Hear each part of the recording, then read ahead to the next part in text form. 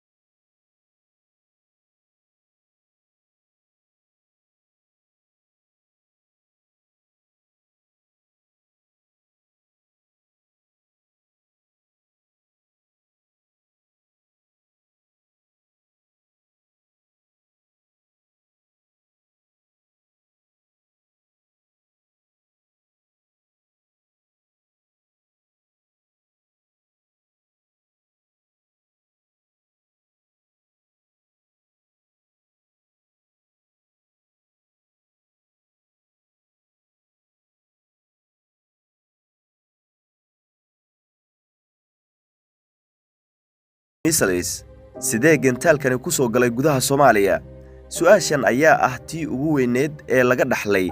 howlgalka Bariire marka loo eego xaaladda juqraafiyeed ee Falastiin iyo Soomaaliya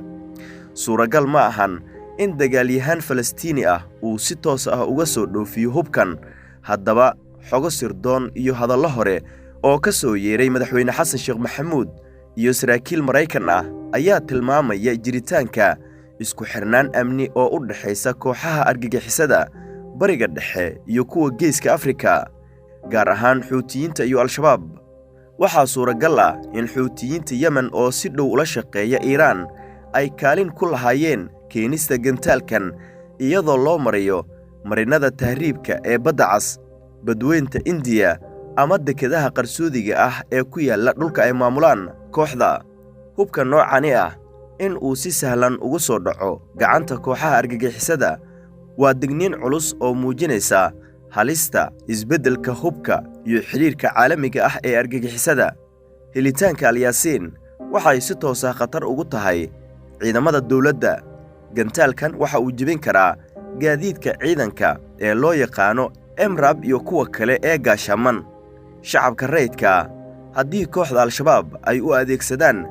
magaalooyinka iyo goobaha ay dadku ku badan yihiin waxaa dhici kara khasaare naf iyo maalba leh amniga gobolka hubkan waxa uu caddeyn u yahay in xiriirka kooxaha argagixisada uu sii xoogaysanayo taas oo mugdi gelin karta dadaalada nabadeed ee geeska Afrika dawladda federaalka ah ee Soomaaliya ilaa iyo hadda kama aysan hadlin hubkan iyo sida uu ku yimid dalka marka laga reebo maqaalka ah in xiriirka dhawaangalka ah ee Xuutiyiinta iyo Al-Shabaab uu sabab u ahaa imaanshaha gantaalkan lamana oga in dawladda ay wado qorshaha ah soo dadejinta baaritaan dhammaystiran oo lagu ogaanayo sida hubkan uu u soo galay dalka labo xoojiso la socodka dekedaha garoomada iyo marinada tahriibka si looga hortago in hub kale oo noocani ah lagu soo gelin karo dalka saddex kordhiso wada shaqaynta sirdoon ee gobolka iyo caalamka si loo fashiliyo xiriirada argagixisada afar la xisaabtanto cid kasta oo gudaha dalka uga qayb qaadatay fududaynta hubkan helitaanka gantaalka Al-Yaasiin ee gacanta Al-Shabaab waxa ay muujinaysaa isbeddel xasaasi ah oo ku yimid hubaynta kooxaha argagixisada ee gudaha Soomaaliya waa digniin u baahan in si dhab ah loo wajaho iyadoo muhiim ay tahay in ay dhacdo isku xirnaan dhab ah oo u dhaxaysa dawladda shacabka iyo beesha caalamka si looga hortago halista sii kordhaysa ee hubka culus ee soo gelaya gacmaha khatarta ah ee gudaha dalka